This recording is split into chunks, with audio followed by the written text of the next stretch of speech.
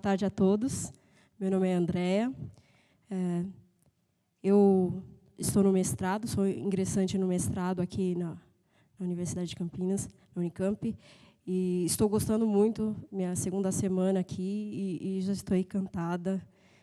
Muitas pessoas prestativas, já aprendi muito, já tenho muita coisa na cabeça, então, se eu me confundir um pouco hoje, vocês perdoem. Eu vou falar eu entrei sobre a orientação do Manuel Falheiros. Eu vou estar fazendo um estudo sobre o improviso no violão. Então, eu acho que vai ser o último trabalho de partitura de leitura que eu vou estar fazendo por enquanto. Eu vou falar da obra Movimentos, do Zampronha, Movimentos, em espanhol, que é para violão e violoncelo. E eu vou falar, infelizmente, eu não tenho nenhuma pessoa para tocar violoncelo. Para mim, seria ótimo para a gente mostrar os exemplos aqui, mas eu vou mostrar alguns exemplos no violão. Esse trabalho é basicamente sobre o processo de digitação dessa obra. Como que eu fiz para chegar numa digitação que seja coerente com a obra, que esteja de acordo com o violoncelo também. Então, primeiro eu vou falar da afinação do violão. Para quem não é violonista aqui, essa é a afinação tradicional. Existem inúmeras afinações alternativas. Até eu também trabalho com outras afinações, mas essa afinação tradicional, a mais comum, que seria da nota mais grave para a mais aguda, que seria da corda mais grave, Mi, Lá, Ré, Sol, Si, Mi. Então, essa é a afinação do violão, mas eu vou mostrar algumas características do violão que permitem que eu use notas em locais diferentes do braço, e isso vai ser muito importante no processo da digitação, porque eu tenho muitas opções. Então, eu vou mostrar para vocês. Então, eu vou mostrar, por exemplo, a nota Mi. A nota Mi, um determinado Mi, eu posso encontrar ele em diversos locais do braço do violão, por exemplo.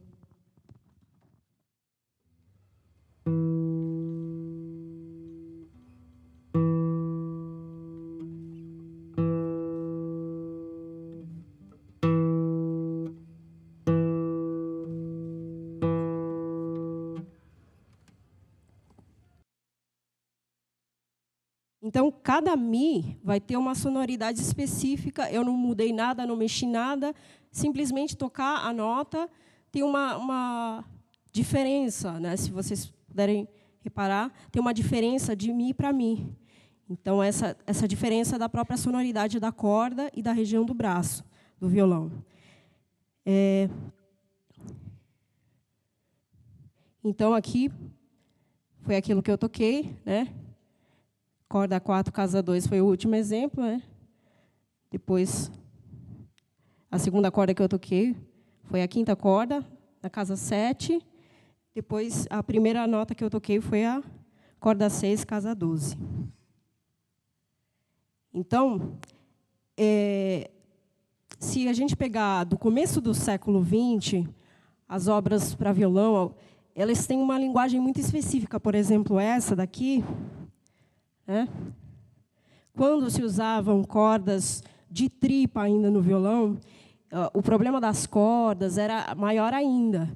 Com o nylon, existe uma aproximação das notas das cordas com as cordas de nylon, mas com as cordas de tripa, a diferença era maior ainda.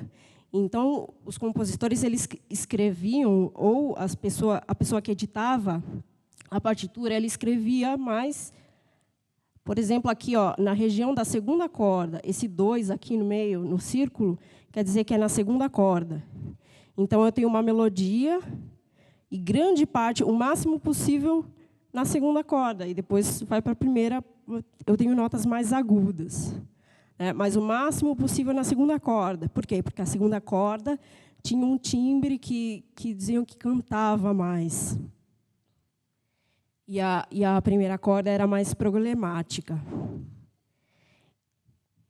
Mas isso era uma questão das cordas de tripa e uma questão de estilo da época, né?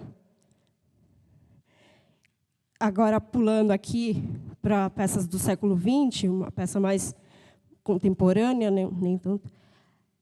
Mas, opa, aqui nessa região de baixo, aqui, tá vendo? Que eu tenho várias indicações como você vai encostar a unha, né? Na corda, que é uma coisa da digitação também, né? Quando a gente vai fazer uma digitação de uma obra, a gente pensa, porque cada ângulo da unha tem um tipo de sonoridade diferente. Aqui o compositor ele já indica o que ele quer, né? Ele quer um toque mais diagonal, ele quer um toque frontal. E faz muita diferença na hora que a gente vai fazer a digitação, se a gente escolhe um toque diagonal, se a gente escolhe um toque frontal, se a gente escolhe um toque com apoio, um toque sem apoio. Daqui a pouco eu vou mostrar também. Então, tudo isso você tem que definir, quer dizer, o ideal seria definir isso quando você estivesse fazendo a digitação da obra, para, na hora, não sair uma coisa apoiada, outra coisa frontal, outra coisa lateral. Essa é a nomenclatura que eu vou usar aqui, que é a mais comum, com exceção aqui ó, dessas letras que estão em maiúsculo, eu coloquei em minúscula, como comumente se faz. Então, a nomenclatura da mão direita, né, pela primeira letra do dedo. E a nomenclatura da mão esquerda, 1, 2, 3, 4. Então, 1, 2, 3, 4, para quem não for violonista. Aí o polegar fica atrás, então, alguns chamam de dedo zero. E aqui eu fiz umas... Opa! Aqui eu fiz umas anotações a mais, aqui, justamente da parte do toque. Então, que toque que eu vou querer? Toque padrão, toque frontal ou toque lateral? E também algumas indicações de que região do violão que eu vou tocar, que região da corda que eu vou tocar, porque também tem diferença. Então, como tem muitas opções, então a gente tem que definir alguma coisa, né? Então, vou falar um pouquinho da obra. Uma obra para violão e violoncelo, existem poucas composições para violão e violoncelo, mas eu particularmente acho uma combinação muito bonita de timbres. A obra em si, ó, eu peguei as 2 primeiras páginas, escrevi a digitação para mostrar para vocês aqui, ó. Então, ó, toque frontal, em azul embaixo vai estar a mão esquerda, né, os dedos que eu quero. Quando eu quero mudar de corda, normalmente a gente coloca aqui, essa é uma dedo 4, esse si, a gente já sabe mais ou menos que corda que é mais comum. Mas quando vem uma parte mais... Quando eu quero ir para outras regiões do braço, né, essa é a região das 5 primeiras casas. Então, quando eu quero ir para uma outra região do braço, para o meio, para o fim do braço, eu indico a corda que eu quero pegar aqui, ó. Tá vendo? Então, uma melodia que eu poderia fazer na primeira corda, eu fiz na segunda corda. E assim por diante. E aqui em cima, né, toco frontal, apoiando, e aqui o metálico, né, para ter uma ideia para onde a mão vai, a mão direita. Então, em cima está a anotação da mão direita, né, em preto estão os dedos, e embaixo a anotação da mão esquerda. Aí, a primeira coisa que eu percebi, quando eu peguei essa obra, é que ela é uma melodia para o violão. Então, o violão é um instrumento harmônico, né? Você pode até fazer até 6 sons diferentes no violão, né? Tem 6 cordas, os violões de 6 cordas, né? Mas essa obra, ela explora, e eu acho que é justamente por causa do violoncelo, depois, se estiver errado, que o compositor me corrija, ela é melódica, então ela não tem acordes, o que possibilita explorar mais ainda essa questão do timbre, do som, porque se eu estou presa nos acordes, eu estou presa numa região do violão. É isso eu vou mostrar para vocês agora. Se eu estou aqui, por exemplo, fazendo um dó maior, e eu tenho uma melodia, mas eu tenho que ficar com um dó no grave aqui, eu limito os meus movimentos, eu não tenho muitas opções, né? Que grande parte das obras para violão tem esse problema. Não é um problema, né? Não é um problema. Mas acaba limitando a expressividade, a liberdade de movimentos da mão esquerda. E numa obra melódica para violão, eu posso aproveitar ele de várias maneiras. Por exemplo, se eu vou tocar um dó e eu vou chegar no mi.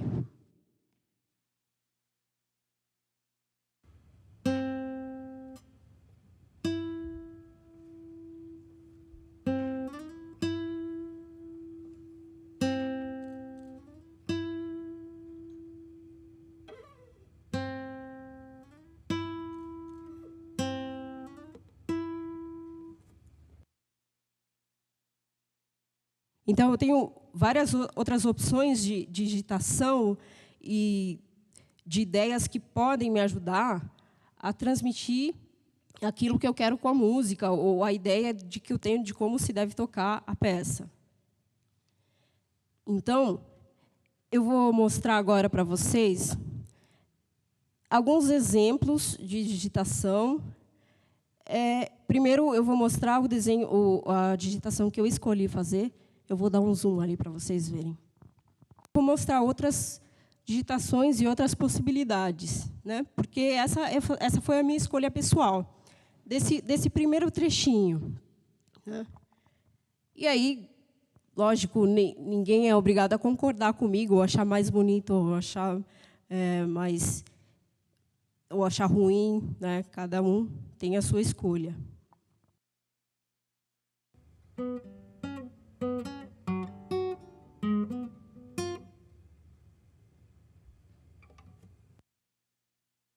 Então, essa foi a minha escolha. Eu vou exagerar um pouquinho nesse toque frontal. Acho que ficou não tão frontal.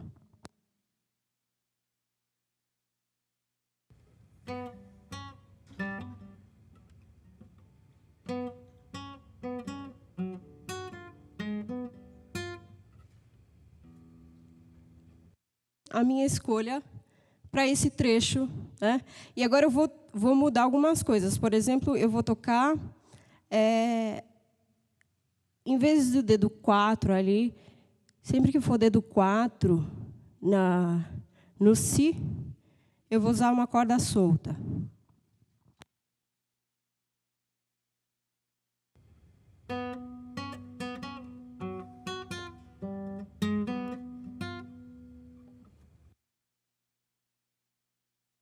Então, teve uma leve diferença, e a principal diferença para mim é que tem alguns harmônicos que sobram. Não sei se dá para ouvir, mas alguns harmônicos que sobram, esses harmônicos me incomodavam, eu falei, não, eu vou colocar um dedo 4 ali e eu tiro esses harmônicos. Agora, por exemplo, eu vou mudar esse toque frontal, vou fazer um toque padrão. Eu vou falar, então, toque frontal, né? Você pega a unha de frente. Então, acaba pegando o máximo de superfície de unha possível. Tem um timbre determinado. O toque padrão, que é o toque mais comum que se usa, é um toque lateral, levemente. Então, é um toque que pega um pouquinho de dedo, um pouquinho de unha, e aí a corda escorrega pela unha e ela sai mais suavemente. Então, tem menos ataque, né? Eu posso fazer um toque sem unha, por exemplo. Mesmo se eu tiver unha, eu posso fazer um toque sem unha. Só com a polpa do dedo. Ou eu posso fazer um som bem com unha, mas bem suave. Aí um toque com unha lateral sem dedo, e, enfim, muitas possibilidades. Então, por exemplo, eu vou fazer um toque, essa mesma melodia em toque padrão, essa mesma melodia nesse metálico, que a gente chama perto do cavalete, ou o doce, que a gente chama, né, comumente no violão, que é mais perto do braço.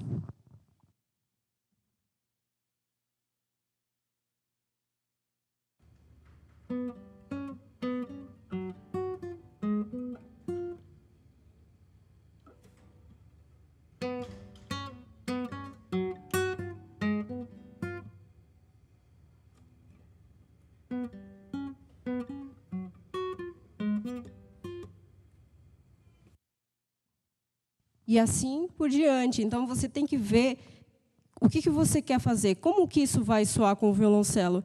Eu tinha uma gravação, né, de violoncelo e eu estava encaixando todas essas gravações com o violão e com os timbres diferentes para soar os dois juntos, mas não ficou muito boa a qualidade, então preferi nem mostrar. E, para finalizar, eu vou fazer uma outra digitação. Eu tenho uma outra digitação aqui em outra região do braço, e eu vou tocar também em várias escolhas aqui de mão direita.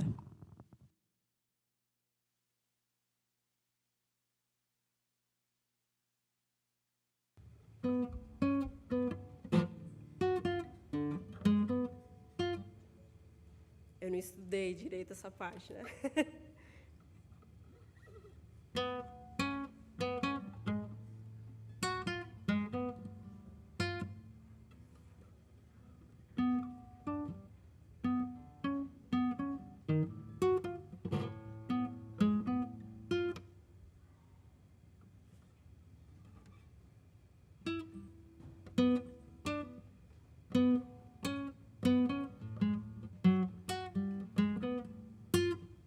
De novo, essa não ficou tão boa.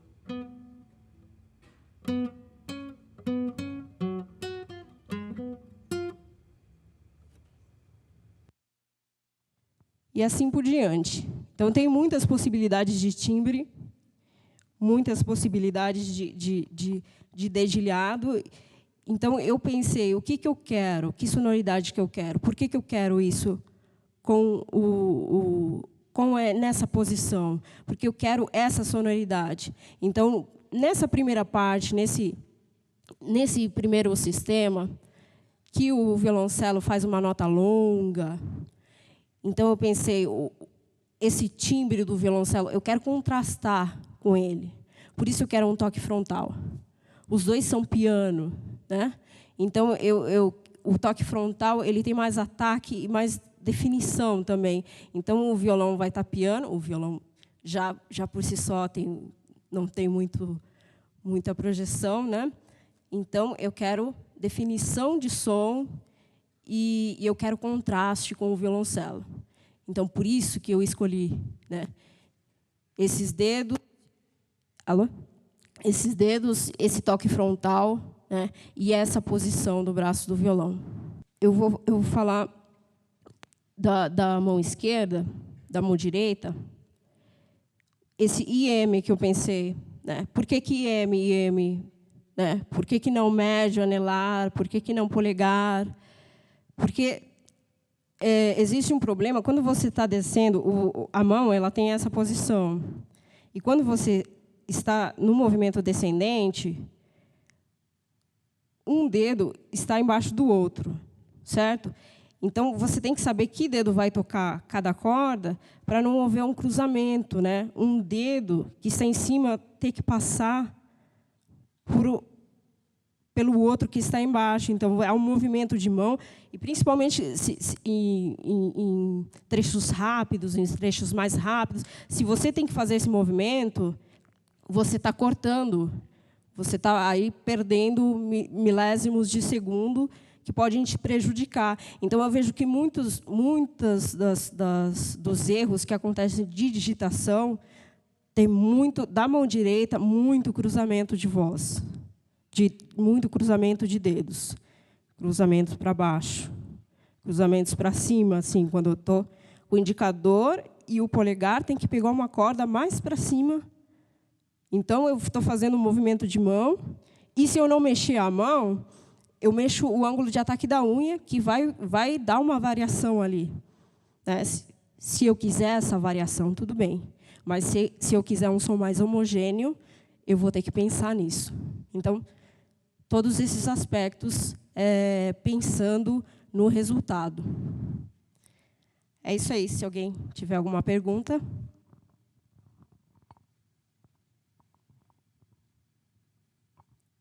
Nenhuma pergunta? Então, muito obrigada a todos pela presença de todos.